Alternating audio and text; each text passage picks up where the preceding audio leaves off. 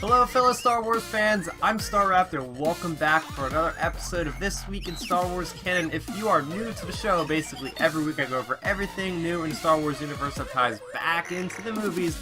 This could be anything such as the TV series, the novels, the video games, and the comics. And speaking of comics, that's what I'm talking about this week. We have two new issues of Star Wars comics to talk about. First off, we have the long-awaited Darth Maul #1. This is part 1 of a 5-parter mini-series.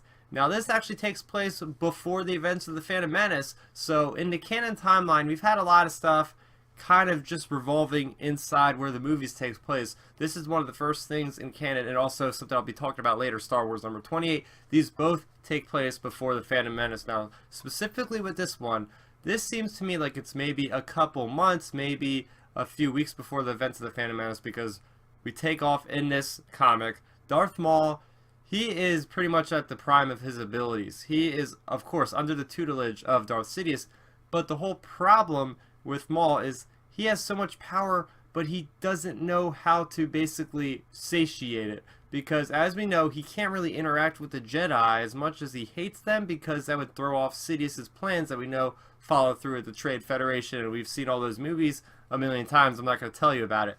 So, he is more in the shadows, and this is where I really like how him and Sidious are, this is what the Sith have always done. They've kind of laid back in the shadows and watched everything from afar.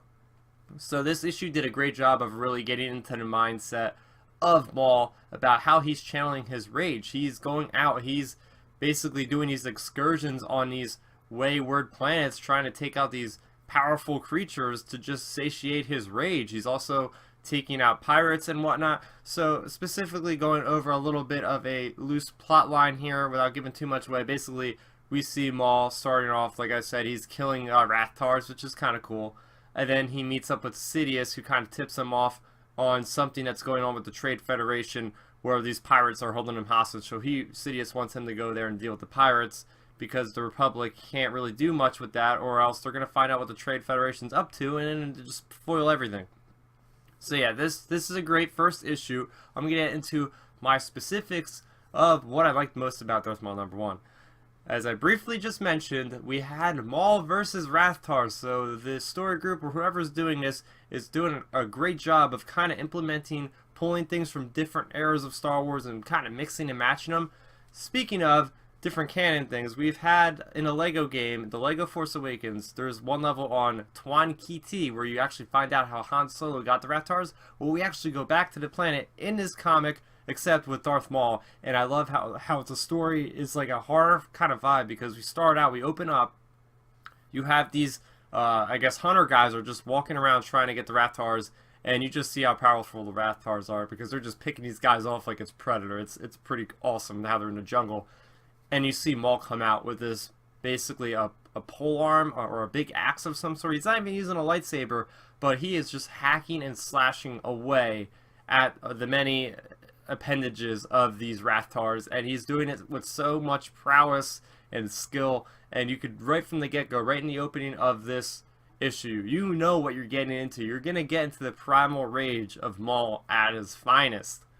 And I really liked how we had the narration of Maul throughout this issue about how he's just going through his head. He's trying to satiate his hunger for power to take from the Jedi, to get his revenge. And that to me was really cool. Also, we get to see more action of Maul and that really badass fighter of him called the Scimitar, I think that's pronounced. We see it in combat. It's got a cloaking feel, it turns invisible, it drops mines, which is really cool. Also, guys, I'm pretty sure I spotted our first look at a Bothan in canon. I'm pretty sure that's a Bothan. Let me know in the comments if you think it is. And just one final thing I want to talk about is the artwork, and this is really, really great. It does a great job of reflecting the kinetic kind of flow of Maul's combat. And they have these little kind of mini portraits that do snapshots of the facial expressions of Maul, which really added to that personal type of feel. But I really enjoyed Darth Maul #1. Did you guys pick it up? I want to talk about it in that comment section below. But that wasn't all we had in Star Wars canon this week. We also had Star Wars #28. This continues with part 3 of Yoda's Secret War. So again, this is another type of story that's taken place before the Phantom Menace. That's right, the story group is getting a little experimental. I've been wanting them to do that for 2 years now. We're finally seeing that go through. So picking up where the plot left off from last week, yeah, because it came out last week, which is pretty cool. I don't think we've ever had Star Wars back-to-back weeks, if you're keeping track. But anyway, so Yoda is tasked with finding the heart of the mountain, and that's where we left off in issue 27. So again, we have Yoda. He's traveling with this guy who basically is doubting him, and the guy pretty much just doesn't want to follow Yoda. So Yoda ends up kind of going on his own through this cave, and he actually finds where a bunch of the adults were, because as we knew in the last issue, basically Yoda arrived on a planet and it was nothing but these kids, these primitive looking kids that are using spears.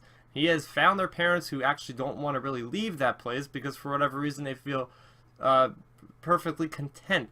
So anyway, Yoda is basically shooed away from those adults as well. They're saying, get out of here, we don't want you here. So he's out on his lonesome, and he comes across a small warrior who actually teaches him the stone power. And Yoda becomes his pupil to this guy, this little kid that basically exchanged his knowledge for Yoda giving him help, which was food that the kid really needed. And from there we find out that Yoda finds basically the heart of the mountain with this little boy.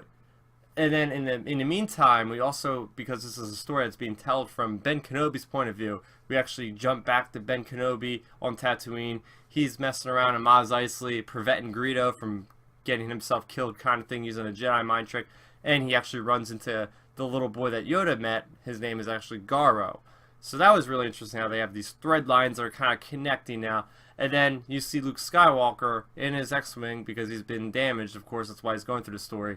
And basically, Luke is finding out the symbol that Obi-Wan basically said that was on the kid's forehead is where he's got to go to complete his Jedi training, or else he thinks he's going to complete it. So that's kind of where the issue left off. This was definitely a step in the right direction, because the last issue that we had, I was a bit iffy about where they were going, but we definitely have a better idea of things to come. So positives about Yoda's Secret War Part 3, or Star Wars number 28. I really liked how Yoda in the beginning of this issue was tasked with something that he couldn't save. He couldn't save the guy from taking his own life. No matter what he could do, the guy had that stone that prevented him from using the Force, like all the other stones there. So that was really interesting. Something that was really cool was Yoda trying to mediate with the adults in the cave. So he's saying that basically the kids were abandoned from the adults, but then the adults are thinking that the kids basically abandoned them. So he's trying to play the mediator, which is pretty interesting because, as we know, Yoda, he's a very, very wise being, and sometimes we see that he can't solve every single problem out there, but that's not to say that he won't solve it in the next issue.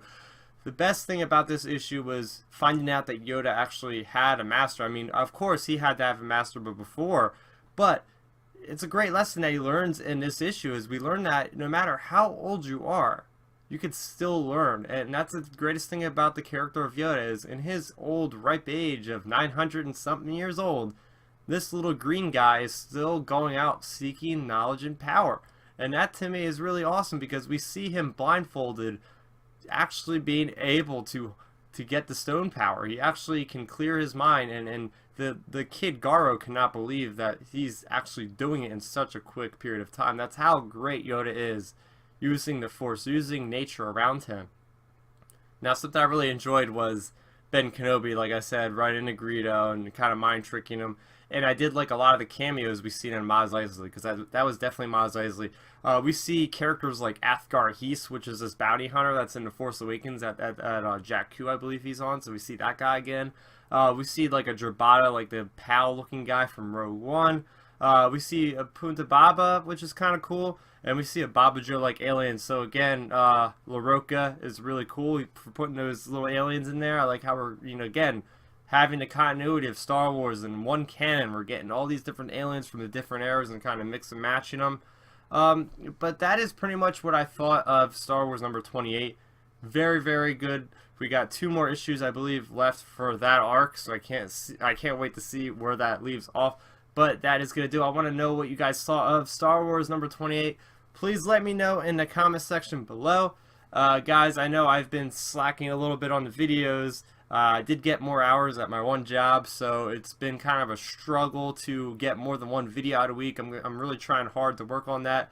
But in the meantime, I will tell you guys, and I will urge you guys to please follow me on social media. I got Twitter, I got Instagram especially. I've been very active on that. It's kind of like a New Year's resolution, but not really. I've been trying to do more news stories, just cool stories in general on there with that little function. So please follow me on Instagram as well as Facebook. Everything is Star Raptor. Very simple. Same thing as this YouTube channel. And please, if you guys are already subscribed to this channel, if you like the content, go ahead and subscribe. I also have a lot of video game content, movie content, so a lot of stuff coming down the tube. But again, I want to thank you guys. I appreciate you guys for continuing to watch my videos. Thank you very much. Stay tuned. I'm Star Raptor, and may the Force be with you always. So, did you like the video? Then make sure you rate it a thumbs up, and if you did that, go over there, hit that Star Raptor head to subscribe to my channel. Doing so will keep you up to speed on all of my latest content. Speaking of which, you can see a couple of my recent uploads down below. I'm also on social media, so what are you waiting for? Let's start nerding out.